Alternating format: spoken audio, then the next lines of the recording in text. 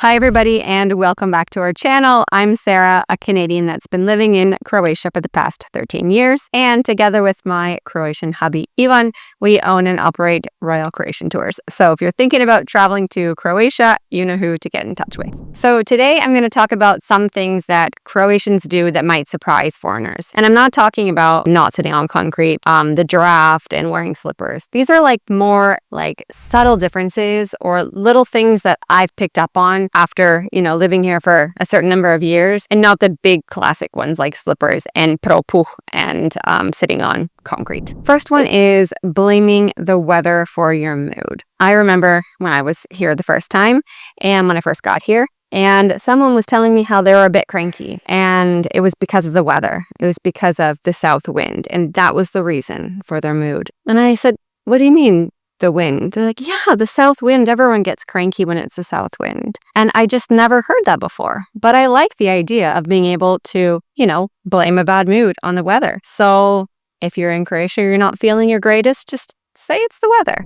One other little tiny thing that I picked up on is people go about their days and not being as rushed as people back home in Canada, for example. And you can notice this when you go to a shopping mall and people are riding down the escalator or up the escalator. In Canada, it's mandatory that you move far to the right if you're not going to walk down the escalator. If you're just going to stand there, you move to the side because other people have business to go about and they need to get on their way. Here in Croatia, nobody walks down the escalator. Nobody moves to the side so anyone else could pass.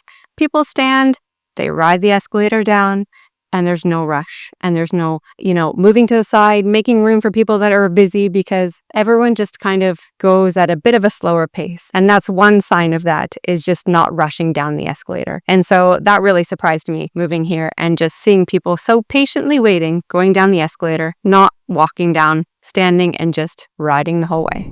The next one is also a very small little thing I picked up on, but if you are at home eating and another family member walks by or someone walks by you when you're sitting down at the table, if you're eating something, they will always walk past and say, "Dobar tek, bon appetit." Now, we wouldn't just walk by somebody at home that's eating and say bon appetit or enjoy your meal. We only say that when we're all sitting down together, before a meal. You'd say "Oh, enjoy your meal, bon appetit," maybe. But when you're just walking past someone, it's not really common to be "Oh, enjoy your meal," But here, if you're sitting down at the table and Dida, for example, walks behind me and he sees me having something to eat, "Dobar tek, Sarah." "Oh, bon appetit, Sarah." "Thank you, thank you, thank you." That's just something that's so cute, and I got used to doing, and now I do it too. If ever anyone is eating and I walk past, I'll always throw in a little bit of a "Dobar tek." All right, one other thing that I found funny in the beginning when I first moved here is when people call you. Now, many people screen calls, they just won't pick up if someone calls if they don't feel like talking back home in Canada. But if someone calls you and you don't pick up, you don't really ever feel the need to call them back because you think "Oh, if it's important, they'll call back again." That's kind of the mentality back home. If someone calls you, you don't pick up, I mean, you can call them back, but sometimes you're I don't know, you don't. And you think if it's important, they'll call back or they'll send a message or something. Here, if somebody calls you, you miss their call and you don't call them back, they will be offended. It's very big here to make sure you respond to any missed calls. For me back home, that was a different story because everyone just kind of if you don't call someone back, it's not a big deal. Here, it's more of a big deal from what I've noticed around me. Now, also, if you get a missed call from an unknown number, you will always call back that number to see who it was and why they called you. I would never do that at home. If there was a random number that called me and I missed the call, I would never just call back that number. Here, all Croatians call back any number they have missed. Any random call that comes through, they will call that number back and say "Oh, hi, you called. What can I help you with?" So that's just one little subtle difference that I've noticed living here, and sometimes I call back random numbers, not always, but even always will. And to add to this, there's also no voicemail here. So maybe that's one reason why people always call back. It's also not set up on people's cell phones from what I've noticed. So maybe that's one reason why they call back these numbers, because there's just like people don't use voicemail here, which I also found a bit strange because it's a big thing back home. And so to come here and have no voicemail, I like it because personally I don't like listening to voicemail. So it's better, I think.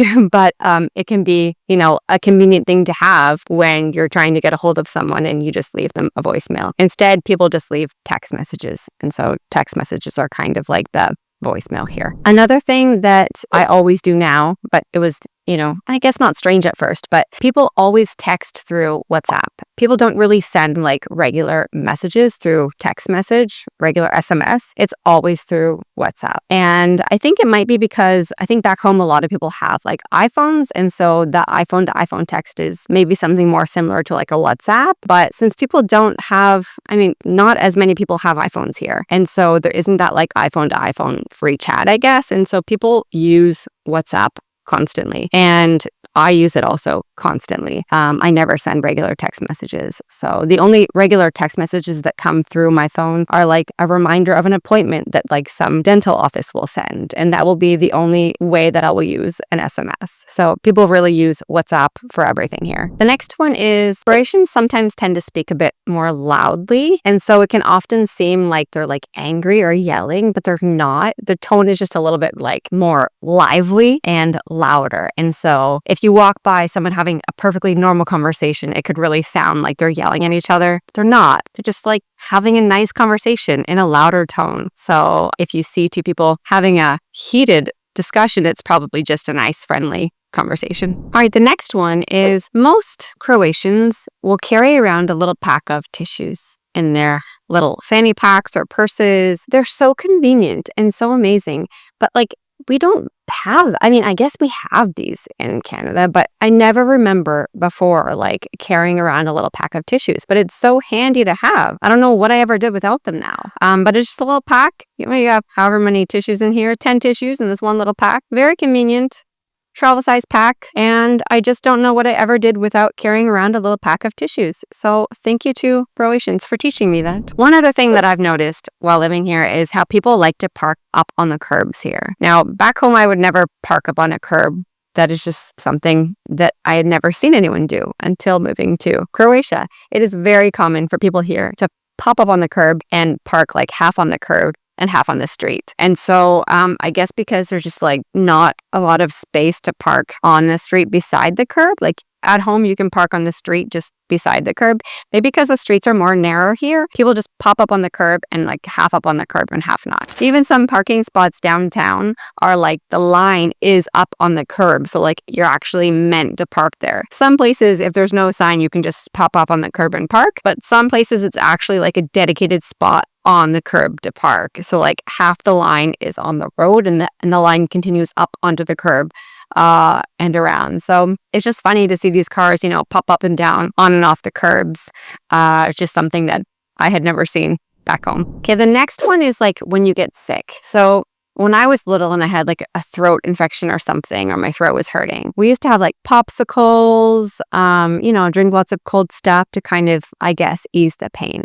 And here that is like a huge no-no for most Croatians. Eating something super cold or drinking something super cold, like putting lots of ice in your drink, that will give you a throat infection. So that's something else that I picked up on here. And it's funny, just that little difference, because I would also give my kids, something cold for their throat if their throat was sore. And here that's just a very big no-no. All right, one last little tiny difference that I've noticed also over the years is that when Croatians make pancakes, they're always like crepes. They aren't thick pancakes, they're very thin crepes. But like if you have domaće jaje, so like eggs from a local farm, or like your neighbor gives you fresh eggs, then people will always comment on how yellow the yolks are and how the pancakes are just so much different color and how beautiful they are. Like, oh, to su domaće. Oh, to su sa domaćim jajima. Oh, to su jako lijepe, super su.